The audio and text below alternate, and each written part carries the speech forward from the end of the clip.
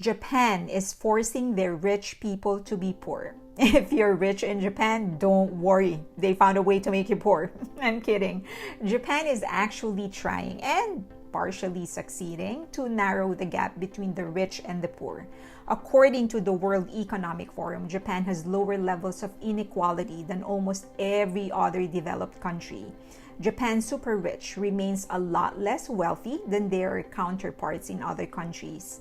In the US, for example, the average income of the top 1% of household was $597,815 annually in 2021, and that average was actually way higher pre-pandemic. In Japan, the top 1% of households earned about $240,000. This has remained consistent with the pre-pandemic average. In fact, Japan is frequently called the world's most successful communist country because of how they have maintained a smaller gap between the rich and the poor. How? As I've said, they force the rich to be poor. Hi, don't forget to like, subscribe, and hit that notification button. I would really appreciate it. Thomas Piketty, professor at the Paris School of Economics, said that the leading driver of inequality is accumulated wealth. Since money begets money, the rich becomes richer. Japan, it seems, has been a big believer of this theory because for the longest time, they have forced the rich to be, well, less rich. Number one, if you are rich, you will pay higher income tax rate, 45%. Anyone who earns more than 40 million yen or 311,816,000 is considered rich. So, you have to pay up. Giving back a huge portion of your income to the government allows the government to set up programs to help the poor get more opportunities. Number two, if you want to pass on your wealth to your children or heir, they have to pay 55% inheritance tax. The message is clear. Your children or heir have to be able to hack it on their own. By raising inheritance tax, it is a little more difficult to accumulate capital over generations. The heir will have less money to enjoy, and hopefully that will force them to shape up a little bit more. When it's their turn to pass on wealth to their own heir, their heir will then be slapped by another 55% inheritance tax. As a result, Japan's richest families typically lose their wealth over 3 generations. And this is driving a growing number of wealthy Japanese to move to Singapore or Australia, where inheritance taxes are lower.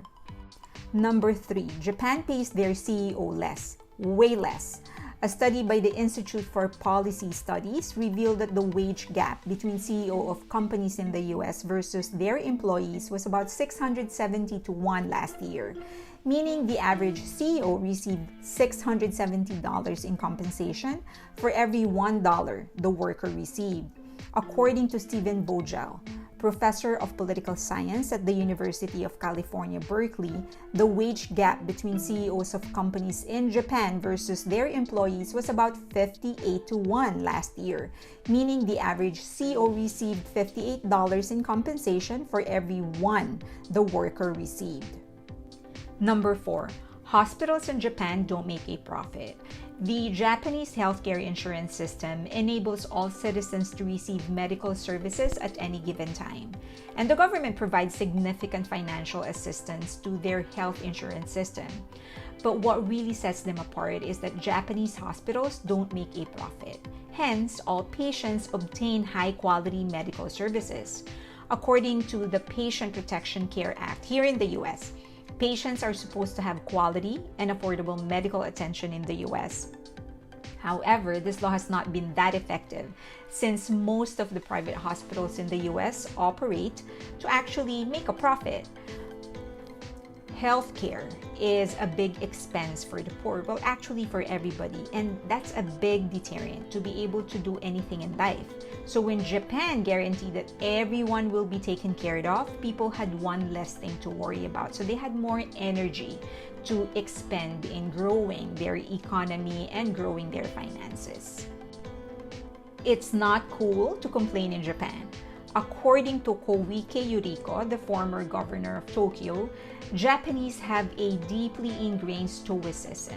It reflects that Confucian notion that people do not lament poverty when others lament it equally.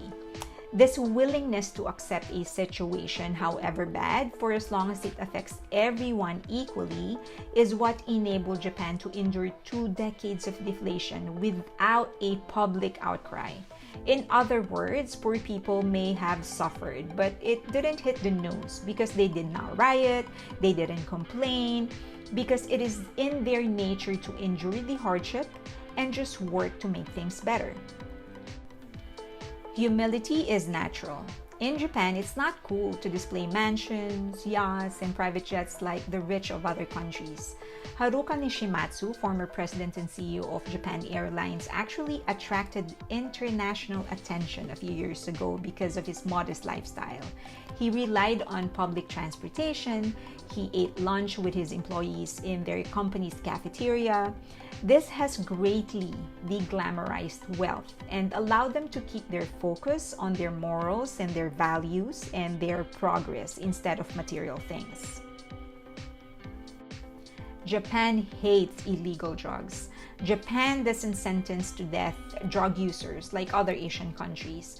However, they have a very low tolerance for low-level drug possession. For example, while a lot of Western countries have now legalized or decriminalized marijuana, possession of even a small amount of cannabis in Japan can result to a jail term of 5 years. Using or possessing meth or heroin carries a potential 10-year prison sentence. So that makes it hard to start addiction. When you don't start, you don't get addicted. When there are less addicts, there are less problems for the government to deal with, and you have more productive citizens. Less than 3% have used illegal drugs in Japan, according to a 2020 study by Keio University and the Japan Advocacy Network for Drug Policy. In contrast, 53 million or 19.4% of Americans in over 12 age group have used an illegal drug in the last year. 11.7% of Americans in the over 12 age group are regular drug users. And 39% of Americans between the ages of 18 and 25 years have used drugs in the last year. Few restrictions on high-density housing. In many neighborhoods in Japan, it is very common to see nasty old apartment blocks right next to brand new ones. And they're all a short walk from really nice 50-story high-rise condos. And they are all constantly demolishing old apartment blocks to build some new ones that are actually twice as tall and better equipped to stand their earthquakes. So we don't seem to see that pattern in America where poor people are segregated into their own ghettos surrounded by other poor people. In Japan, the rich, the poor, the middle class all live within a 5 to 10 minute walk of each other.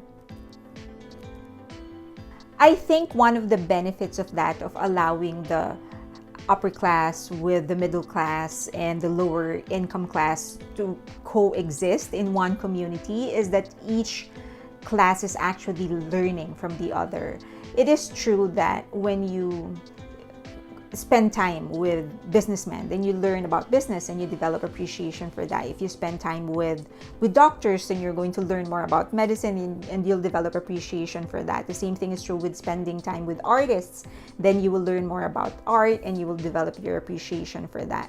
So I think segregating the poor and pushing them to live by themselves, it's not going to benefit them because they're just going to do a group thinking and they will not grow. They're just all going to start thinking poor, and that's not going to benefit them.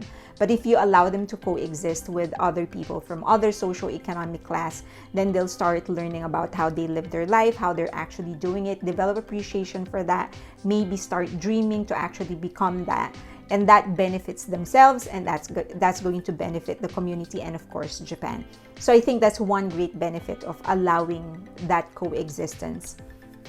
And then the other thing, and this is going to be the 9th or the last one, is how they're actually prioritizing character over knowledge. I spoke about this in a previous video talking about the education system in Japan.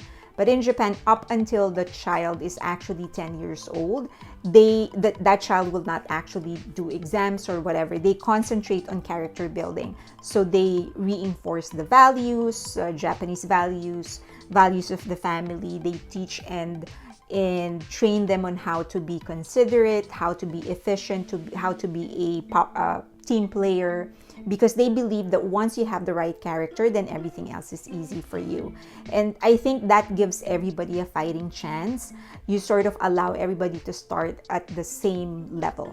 So at least on that aspect, not one is not ahead of the other. Everybody starts the same, and everybody has a chance. So I think that setting the right foundation is actually key as well in this quest to shorten the gap, make the gap between the rich and the poor narrower. So personally, I do think that there's some beauty in what they're doing, because they're not exactly taking away the wealth of people, wealth that a person has built. They're just saying there's got to be a limit to the generation that will benefit from the hard work that one person has done. So to a certain extent, I do appreciate that aspect. On the other hand, I'm still thinking like, well, it's mine. I have the right to give it to anybody. So I think the 55% inheritance tax is really a lot, and the 45% income tax is also a lot. But when you go to Japan, you kind of see how efficient everything works, how peaceful the country is, the kind of services that they offer. So you kind of feel like, okay, I know where my money is going. But still, I think that's just wow, 45% and 55%, that's a lot. I would love to hear your thoughts. I would love to hear your ideas. So please leave them in the comment section below if you have any. Just please be respectful. And of course, you can get in touch with me in any of the social media links that you see on your screen right now. If you have any requests for topics, any kind of thing that you want me to discuss, or you just want to say hi, do so. And please don't forget to like, subscribe, and hit that notification button. Thank you. Till next time.